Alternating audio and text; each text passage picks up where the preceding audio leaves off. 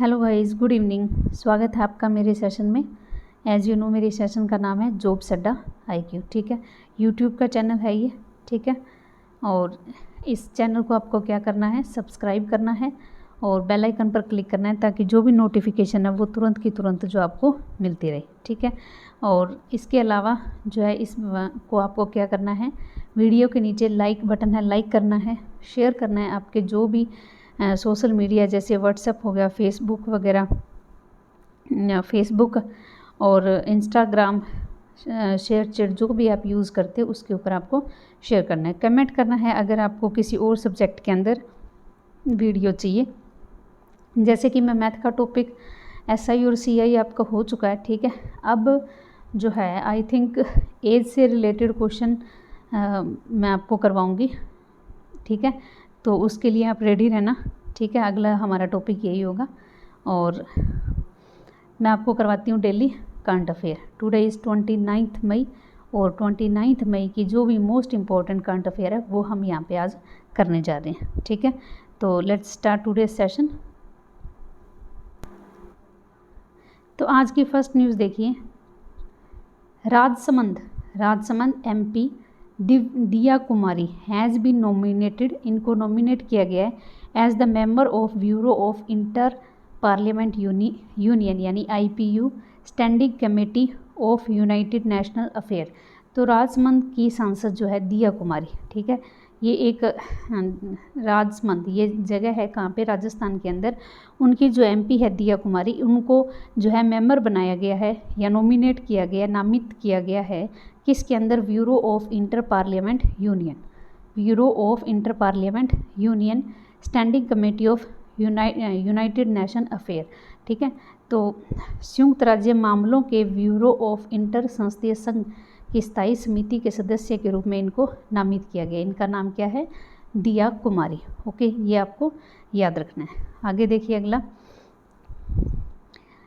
Kristin वोरमुथ, क्या नाम है, क्रिस्टिन वोरमुथ वॉज कन्फर्म्ड, इनको जो है कन्फर्म यानी बनाया गया है, कन्फर्म किया गया है अनएनिमसली मतलब सर्वसहमति से by the US senate to be the first female secretary of army. तो क्रिस्टिन वर्मुथ को अमेरिकी सीनेट में सर्वसम्मति से सेना की पहली महिला सचिव के रूप में पुष्टि की है। ठीक है, तो first female secretary of army कौन है, क्रिस्टिन वोरमुथ। ठीक है, इनको जो है चुना गया सर्वसहमति से US सीनेट के द्वारा। ठीक है, ये आपको याद रखना है। अगला देखिए, बशर अल असद, क्या नाम है, Bashar al Assad has been reelected the 4th term as the president of Syria. तो सीरिया के राष्ट्रपति के रूप में चौथी बार जो है फिर से निर्वाचित किए गए हैं सीरिया के राष्ट्रपति के रूप में, किसको, बशर अल असद। तो अगर आपसे सीरिया के प्रेसिडेंट पूछें तो उनका नाम क्या है, बशर अल असद। ओके, तो ये आपको याद रखना है। अगला देखिए, Randeep Hooda has been moved as ambassador, इनको एम्बेसडर बनाया गया था, अब इनको हटा दिया गया है, of convention on the conservation of migrate species of wild animal as the UN environment treaty. तो रणदीप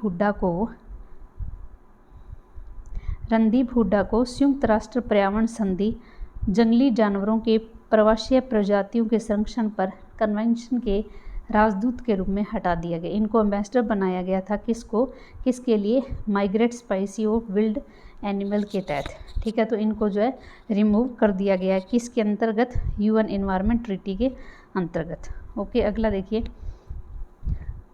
लोरेस डैश कोर्स हैज़ बीन अपॉइंटेड, इनको नियुक्त किया गया है as first ever female president, पहली महिला राष्ट्रपति के रूप में, ऑफ द लोवार म्यूजियम है ये, वर्ल्ड लार्जेस्ट म्यूजियम, संसार का सबसे बड़ा म्यूजियम, इन पेरिस फ्रांस।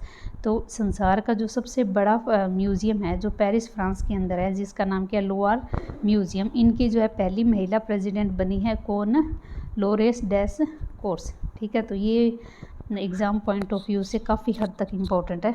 ठीक है, तो ये आपको नाम याद रखना है। क्या नाम है?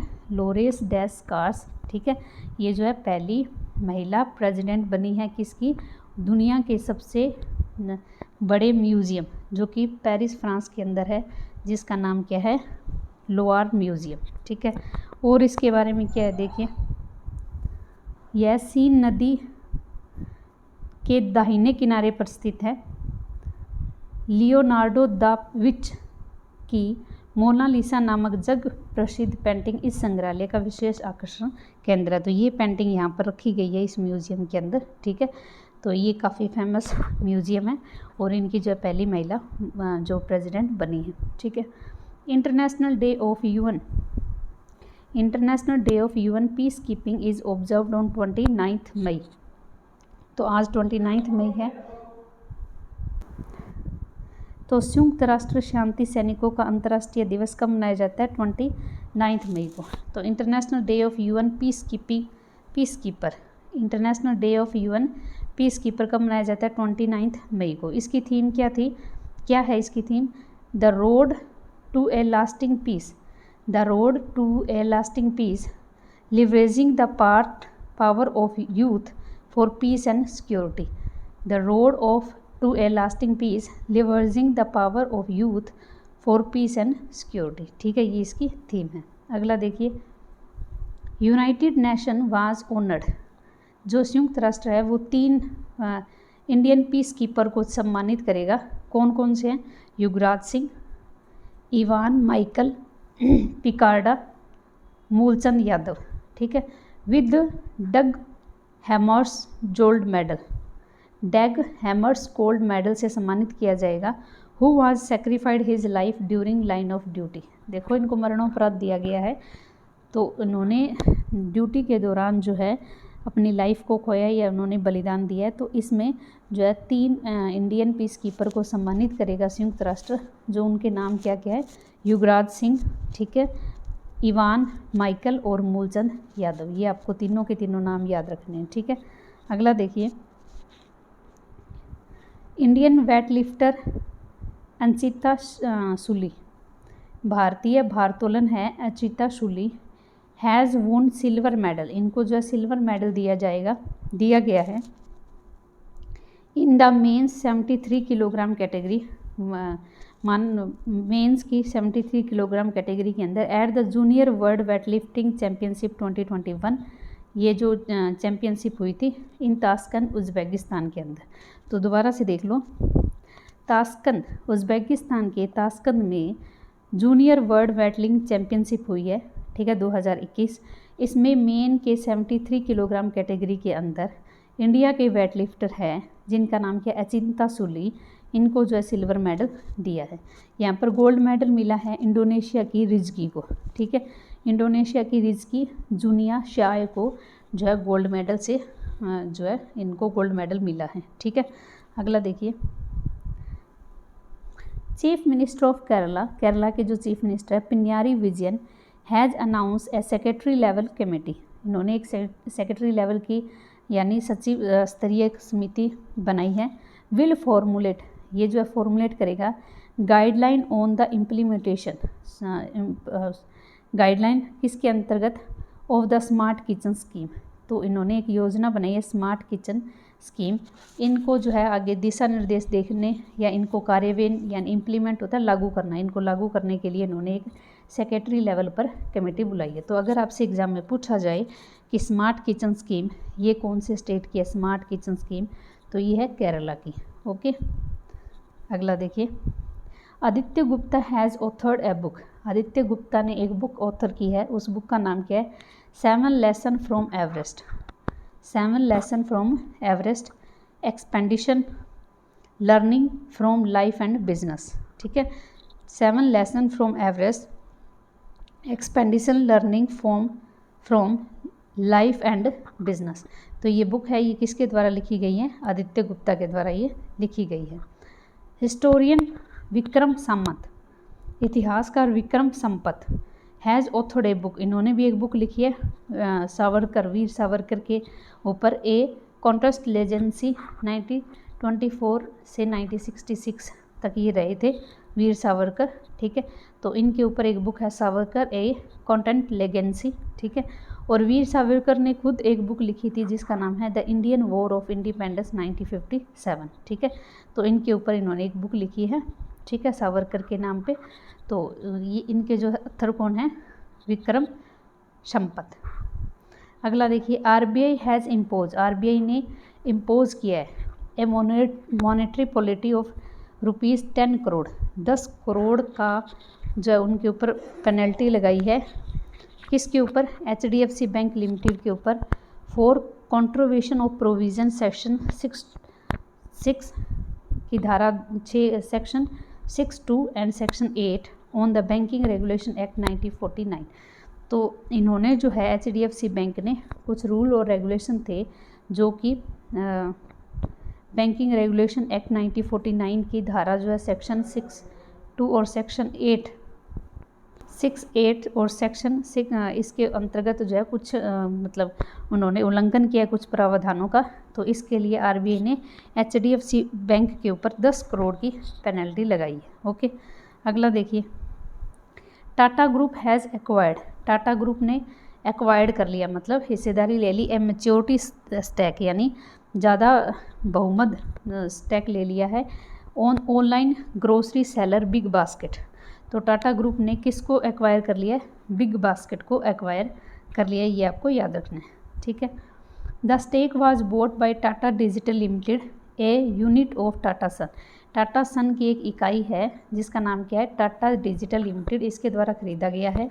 इन मार्च के अंदर क्या है, the competition commission of India has approval acquisition of up to 54.3 stake in the BigBasket by Tata Digital. तो मार्च के अंदर जो CCI है इन्होंने अप्रूवल दे दिया था कि बिग बास्केट को जो है टाटा डिजिटल कितनी एक्विजिशन कर सकता है, 54.3%। ओके, अगला देखिए, US के प्रेसिडेंट है जो बिडेन, नॉमिनेटेड इन्होंने नामित किया है Indian American Arun Venkataraman, क्या नाम है, Arun Venkataraman, for the director general of US united state and foreign commercial service and assistant secretary for the global market in department of commerce. तो US के जो प्रेसिडेंट है जो बिडेन, इन्होंने भारतीय अमेरिकी अरुण वेंकट रमन को संयुक्त राज्य अमेरिका और विदेशी वाणिज्य सेवा के महानिदेशक और वाणिज्य विभाग में वैश्विक बाजारों के सहायक सचिव के रूप में इनको नामित किया गया है। अगला ये ओबिचुरी है एक, देखिए, फ्रीडम फाइटर TM कलिंगपासवी। तो ये स्वतंत्रता सेनानी है जिनका नाम क्या है, TM कलिनन, ठीक है। तो इनका जो है निधन हो गया, ये एक फ्रीडम फाइटर थे। तो ये है आज की न्यूज़, ठीक है। अभी हम करेंगे दोबारा से रिवाइज इनको। फर्स्ट जो राजसमंद की MP है दिया कुमारी, इनको जो है एज ए मेंबर नियुक्त किया गया है, किसके अंतर्गत, ब्यूरो इंटर पार्लियामेंट यूनियन के अंतर्गत, ठीक है। अगला है क्रिस्टिन वॉरमुथ, इनको जो है US की सीनेट ने first female secretary of army बनाया है, ठीक है। बशर अल असद, ये चौथी बार सीरिया के प्रेसिडेंट बने हैं। रणदीप हुड्डा, इनको जो है एम्बेसडर के पद से हटा दिया गया है, ठीक है। ये migratory species of wild animal के एम्बेसडर थे। लोरेस डैस कोर्स, ठीक है, इनको जो है पहली जो है फीमेल प्रेसिडेंट बनाई गई हैं वर्ल्ड के लार्जेस्ट म्यूजियम की, जिसका नाम क्या है, lower museum. International day of UN peace keeping 29 मई को मनाया जाता है।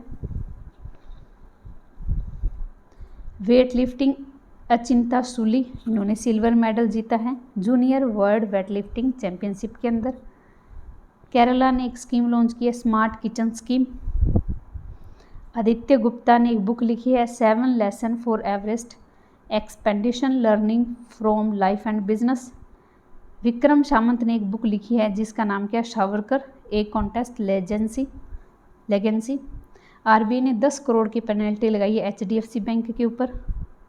टाटा ग्रुप ने बिग बास्केट को एक्वायर कर लिया है। हमारे जो यूएस के जो प्रेसिडेंट है जोए बिडेन, इन्होंने अरुण वेंकटेश्वर को डायरेक्टर जनरल बनाया है। ठीक है। फ्रीडम फाइटर टीएम कालिनन, इनका जो निधन हो गया। ठीक है।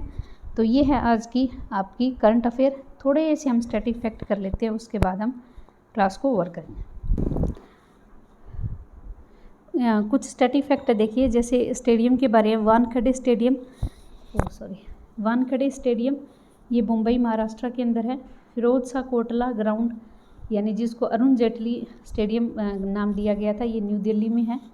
M.A. चिदम्बरम स्टेडियम, जिसको चेपाउ स्टेडियम बोला गया, चेन्नई तमिलनाडु में। Eden garden Kolkata West Bengal में। D.Y. Patil sports stadium Mumbai Maharashtra में।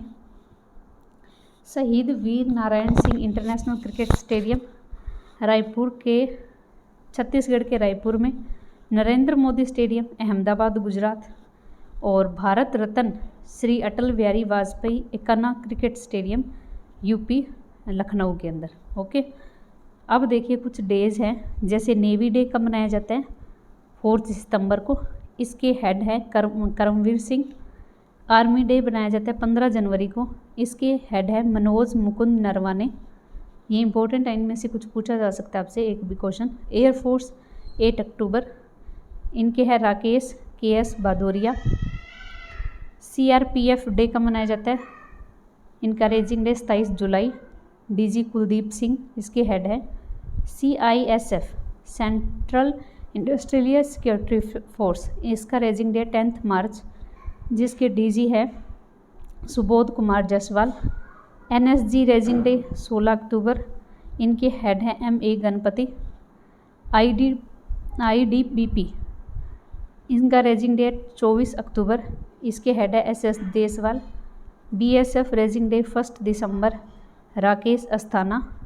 और BRO रेजिंग डे है 7 मई और राजीव चौधरी जो इसके हेड है। ठीक है। इनका आप स्क्रीनशॉट ले सकते हो, इनको आपको याद करना है। ठीक है। तो आज के लिए इतना ही।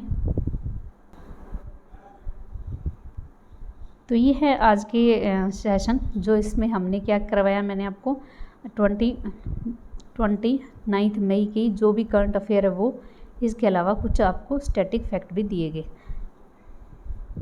देखो गाइज, मैं जो है एक गूगल आपको क्विज़ देती हूँ डेली, जो कि मेरे व्हाट्सएप फेसबुक सब के ऊपर होती है। व्हाट्सएप पे, फेसबुक पे, इंस्टाग्राम पे। ठीक है। किसी न किसी को तो आप फॉलो करो ना, या फिर इसके नीचे भी मैं लिंक डाल दूँगी कमेंट बॉक्स के अंदर। ठीक है। उसको क्या करना है आपको, उस क्विज़ को आपको सोल्व करना है। ठीक है। ताकि आपको पता चल सके कि आपका लेवल कितना है। करंट अफेयर की क्विज़ होती है, मैथ की होती है और इंग्लिश की होती है। उसका लिंक जो है ना, आज 2 या 3 जितने भी बनाए मैंने, उनका सबका लिंक जो है आपके आज कमेंट बॉक्स में रख दिया जाएगा। तो होप सो, मुझे उम्मीद है पूरी कि आप उस क्विज़ को सोल्व करोगे। ओके। तो thank you so much for watching my session. और आपसे फिर रिक्वेस्ट है, इस चैनल को सब्सक्राइब कीजिए और जितना ज़्यादा उसके उतना ज़्यादा शेयर कीजिए। ओके। एंड नेक्स्ट क्लास के लिए, मैथ की क्लास आई होप जल्द ही होगी, तो उसके लिए आप रेडी रहना। Okay. Thank you so much.